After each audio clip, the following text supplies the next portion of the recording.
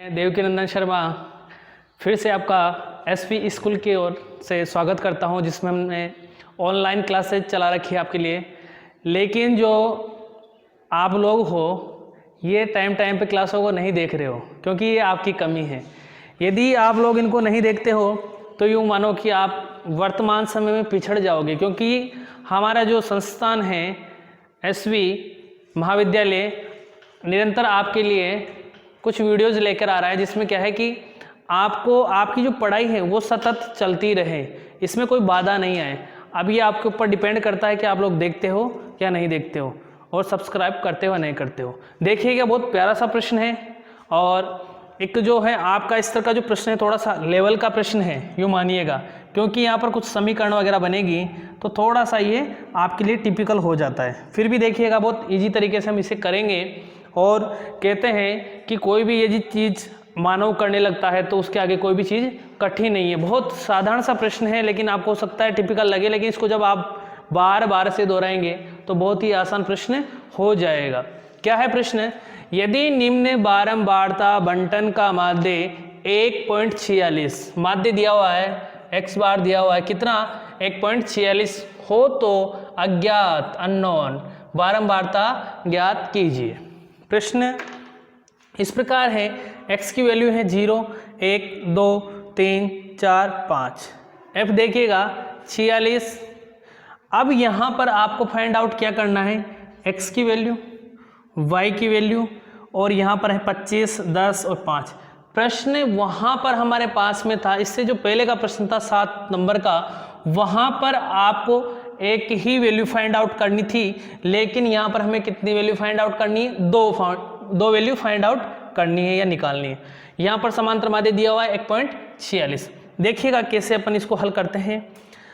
अच्छा, यहाँ पर हमारे पास में एक चीज़ दी हुई है कि जो अपना जो f की जो बारंबारता है उसकी बारंबारता कितनी है, बारंबारता का योग कितना है, 200 है। कितना है, 200 है। बहुत ही आसान हो गया प्रश्न। कैसे कि यहाँ पर सिग्मा f की वैल्यू क्या रख देंगे अपन, 2। अब इसमें निकालते हैं कि क्या क्या कितना हो रहा है। देखिएगा आप लोग 46, तो यहाँ पर 6 और 5 11, 11 और 0 11, 11 में 5 तो कितना होगा 16, 16 का कितना होगा 6, यहाँ पर 1 और 4 5, 5 और 6 7 और 8 कितना हो गया 86, 86 हो गया।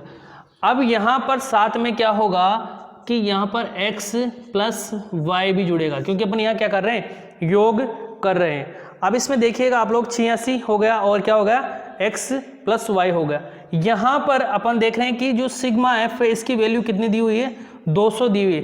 तो ये कह सकते हैं कि x और y की जो दोनों का योग है वो अपन निकाल सकते हैं। इस किसके माध्यम से, फ्रीक्वेंसी के माध्यम से। कितना दिया हुआ है, टेक्निकल टीम प्लीज देखें, ये शो हो रहा है क्या यहाँ पर, टेक्निकल टीम ये शो हो रहा है क्या, देखिएगा कितना है 200, कितना है 200 माइनस 86 कितना आ जाएगा 114 आ जाएगा। ये तो हो गया संख्या। अब यहाँ पर मैं कह सकता हूँ कि साधारण भाषा में कि जो हमारा x प्लस y है वो किसके बराबर है, 114 के बराबर है। किसके बराबर है, 114 के बराबर है। ये तो हो गई हमारी समीकरण नंबर 1। क्या हो गई जी, समीकरण नंबर 1। पुनः देखिएगा, बहुत आसान सा प्रश्न है, लेकिन थोड़ा सा करने में आपको एकाग्र चित्ता लानी पड़ेगी, क्योंकि मित्रों गणित तो बात ही ऐसी है कि लोगों को डर लगता है पढ़ने से, लेकिन आपको डर बिल्कुल भगा देना है, क्योंकि आप गणित के रंग देख रहे हैं देवकीनंदन शर्मा के संग, तो बिल्कुल आपको बिल्कुल डर को बहुत दूर दूर तक भगा देना है। देखिएगा x और f की वैल्यू, तो यहाँ पर f की वैल्यू दी हुई है 200, तो यहाँ पर 200 वैल्यू दी हुई है और x और y की वैल्यू फाइंड आउट करनी है। तो यहाँ पर हमारे पास में 46, 25, 10 और 5 इनका योग करते हैं तो कितना आता है 86 आता है। जबकि ये कह रहा है कि सिग्मा f की वैल्यू कितनी है 200 और यहाँ पर कितना योग आ रहा है 86। तो यहाँ पर हम यूँ कह सकते हैं कि 200 में से माइनस 86 करें तो ये 114 है, वो किसके बराबर में है, x और y की वैल्यू के बराबर में कितना है 114 है। मीन्स जब इन दोनों का अलग अलग से हमारे पास में x और y की वैल्यू आएगी, इनका योग कितना होगा, 114 होगा। ये पहला हमारा समीकरण हुआ। आगे देखिएगा आप प्रश्न को, यहाँ पर fx, यहाँ पर यदि 0 को 46 से गुणा करते हैं कितना आता है, 0। एक x को x से गुणा करता हूँ तो x ही आएगा, 2 को करता हूँ तो कितना आएगा, 2x आ जाएगा। कितना आ जाएगा, y आ जाएगा। कितना आ जाएगा, 2y आ जाएगा। यदि 3 को 25 से करें तो कितना आ जाएगा, 75 आ जाएगा। कितना आ जाएगा, 75। 4 को 10 से करो तो कितना आ जाएगा, 40। और 5 को 5 से करें तो 25 आ जाएगा। हमारे पास में सिग्मा fx कितना आ जाएगा मित्रों, तो देखिएगा आप लोग, 0x 2y 75, 5 का 10, 5 5 10, और ये 8 8 4 12 12 और 2 14, 140 आ गया, प्लस x प्लस 2y, ये वैल्यू हमारी यहाँ पर आ गई है। कितनी, 140 प्लस x प्लस 2y, ये वैल्यू अपनी यहाँ पर आ गई। अब आगे देखिएगा आप लोग कि जो अपनी जो सेकंड जो समीकरण है वो किस प्रकार से बनती है, कि यहाँ पर ये तो फर्स्ट समीकरण हो गई। अब देख लीजिएगा, यहाँ मैं सेकंड समीकरण बनाता हूँ। कैसे, कि अपने पास में जो समांतर माध्य है वो कितना है, तो समांतर माध्य निकालने के लिए क्या फॉर्मूला होता है, x बार बराबर सिग्मा fx बटे सिग्मा f की वैल्यू।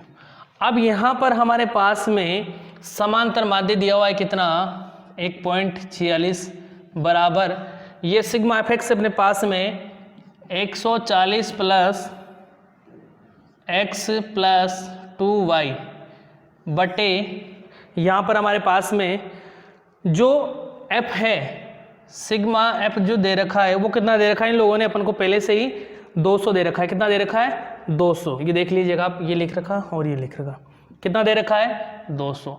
अब यहाँ पर हम क्या करेंगे कि जब बराबर में संख्या आ गई, लेकिन यहाँ पर अपन पूर्व प्रश्न की तरह यहाँ पर क्या आ गया, संख्या प्लस क्या आ गया, वर्ण आ गया। तो यहाँ पर संख्या वर्ण भी आ गया, और साथ में क्या करेंगे, इनको आपस में बराबर करने के लिए यहाँ पर वज्र गुणा करेंगे, जिसे क्या कहते हैं, कैची गुणा भी साधारण भाषा में कहा जाता है। यहाँ पर हम लोग गुणा करते हैं तो 1.46 को यदि मैं 200 से गुणा करता हूँ तो अपने पास में कितना आएगा, 292 बराबर 140 प्लस 1x लिखो या फिर x लिखो, कोई बात नहीं है, और 2y का 2y आ जाएगा। अब हम देखते हैं कि यहाँ पर 292 और यहाँ पर जो पूर्ववत प्रश्न किया था उसी के अकॉर्डिंग यहाँ पर x मतलब संख्या और वर्ण को एक तरफ रख लेंगे और संख्याओं को एक तरफ कर देंगे। 292 से 140 बराबर 1x प्लस 2y। यहाँ पर 292 से 140 जाएंगे तो कितना शेषफल बचेगा, 2 5 और 1 152। कितना बचेगा, 152, और यहाँ पर कितना हो जाएगा, 1x प्लस 2y। ये हो गई अपनी सेकंड समीकरण। समीकरण कौन सी हो गई, सेकंड। इस प्रकार से अपने पास में समीकरण कितने हो गए, 2। समीकरण 1 है, पहली है x प्लस वाई बराबर 114, समीकरण नंबर 1। समीकरण 2 है 152 बराबर 1x प्लस 2y। ये क्या हो गई, आपकी समीकरण नंबर 2 हो गई है। अब यहाँ पर मैं लिख लेता हूँ समीकरण नंबर 1 और समीकरण नंबर 2 कितनी है, 152, समीकरण ये 2। अब अपन क्या करते हैं कि समीकरण को हल करने के लिए सबसे पहले क्या करना पड़ता है, समीकरण को बराबर करना पड़ता है। तो यहाँ पर मैं क्या करता हूँ कि जो ये समीकरण है दोनों को बराबर करने के लिए समीकरण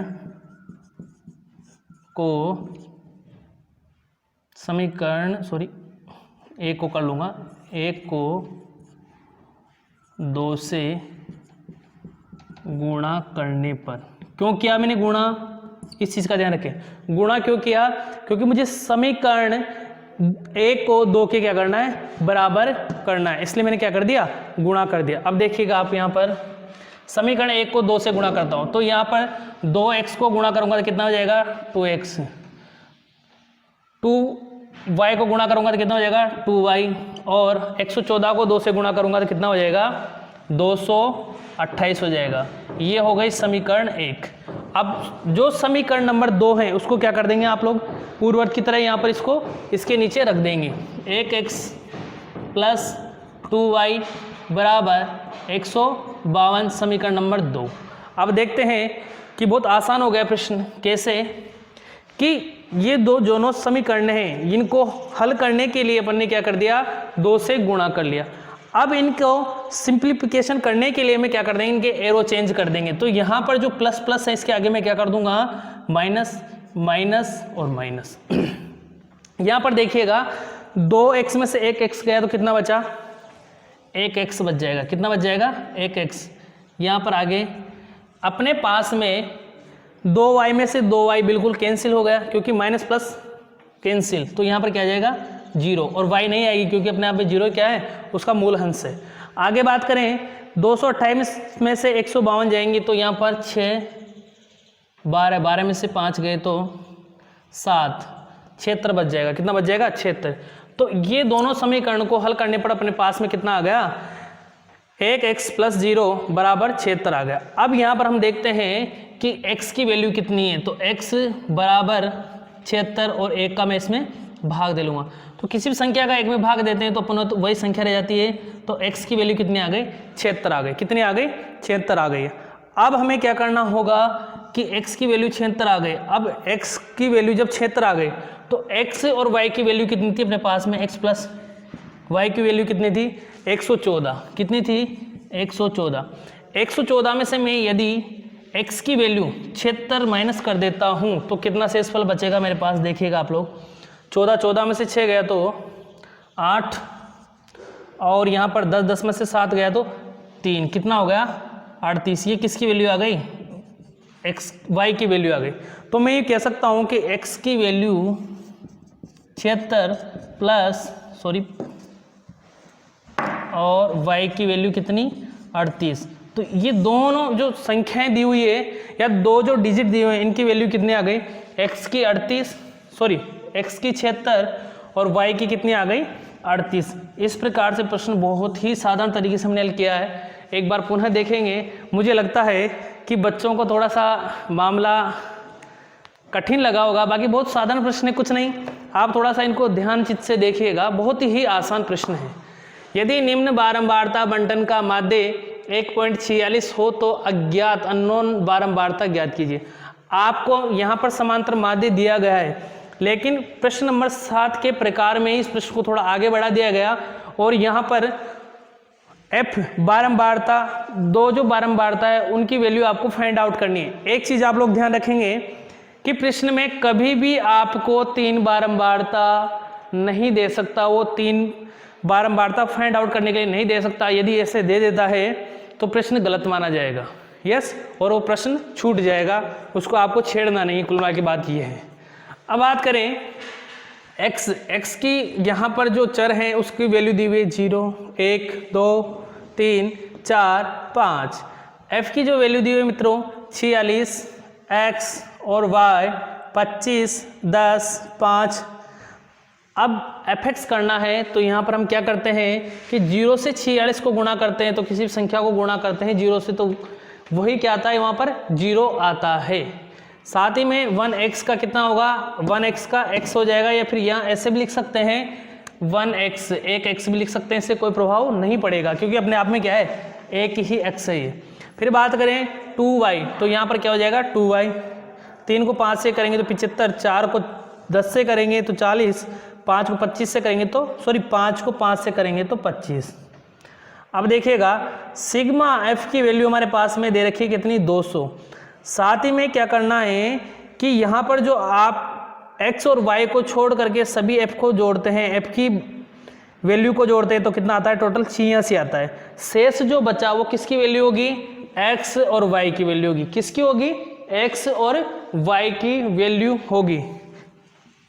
आपने 200 में से कितने माइनस कर दिया 86, शेष कितना बचा 114। यही किसकी वैल्यू है x और y की। ये देखिएगा यहाँ लिख रखा है अपन ने x प्लस वाई की वैल्यू कितनी है 114, और यहाँ पर अपनी समीकरण नंबर 1 तैयार हो जाती है। क्योंकि जब भी आपको दो अज्ञात बारंबारता दी हुई हो तो वहाँ पर हमें समीकरण बनाकर ही प्रश्न हल करना पड़ेगा। जब तक आप एकेडमिक सिस्टम में हो, कंपटीशन में हो, तो वहाँ पर फिर अलग प्रकार से किया जा सकता है, क्योंकि वहाँ पर हमें ऑप्शन मिलते हैं और ऑप्शन रख के आंसर किया जा सकता है। लेकिन यहाँ पर एकेडमिक सिस्टम में आपको समीकरण बनाकर ही हल करना पड़ेगा। देखिएगा, तो पहले हमारी समीकरण हो गई x प्लस वाई 114, समीकरण नंबर 1। यस, अब सेकंड बात करते हैं कि यहाँ पर f(x) कितना आ गया टोटल। तो यहाँ पर अपन ने सिग्मा f(x) किया तो 140 प्लस x प्लस 2y, ये हमारा f(x) की वैल्यू आ गई। अब प्रश्न को आगे की ओर देखते हैं। समांतर माध्य ज्ञात करने के लिए अपने पास में फॉर्मूला क्या है, सिग्मा f(x) सिग्मा f। यहाँ पर समांतर जो माध्य हैं वो आपको ऑलरेडी दे रखा है, कितना 1.46 बराबर 140 प्लस x प्लस 2y। ये कहाँ से लिया आपने, सिग्मा f(x) की वैल्यू ऐड करके। ये साथ ही में सिग्मा f दिया हुआ है कितना, प्रश्न में दे रखा है कितना 200, ये 200 यहाँ उतार लिया। अब इसको हल करने के लिए अपन इसको क्या करेंगे, वज्र गुणा तो यहाँ क्या रख लेंगे, 1 रख लेंगे, जिसे कैंची गुणा भी कहा जाता है। आपस में मल्टीप्लाई करते हैं तो 1.6 को 200 से गुणा करते हैं तो 292 आता है। उसके बाद में हमारे पास में कोई वैल्यू नहीं है, तो ये तो यहाँ काम कंप्लीट, बायां पक्ष अपना कंप्लीट। अब दायां पक्ष कंप्लीट करते हैं, 1 को गुणा करते हैं 140 से, कितना होगा 140 प्लस 1 को गुणा करो x से तो 1x हो गया, प्लस 1 को 2y से गुणा करो तो 2y हो गया। बहुत ही आसान है। आगे देखिएगा, अब हम क्या करते हैं कि दाएं और बाएं पक्ष को अलग अलग कर लेते हैं। तो यहाँ पर हम बाएं पक्ष में संख्या को संख्या से मिलान करें या फिर थोड़ा भाग घटाएं, इस करने के लिए मैं 292 से ये 140 को इधर लाऊंगा दाएं से बाएं पक्ष में, तो क्या हो जाएगा माइनस, और कितना बच जाएगा 152।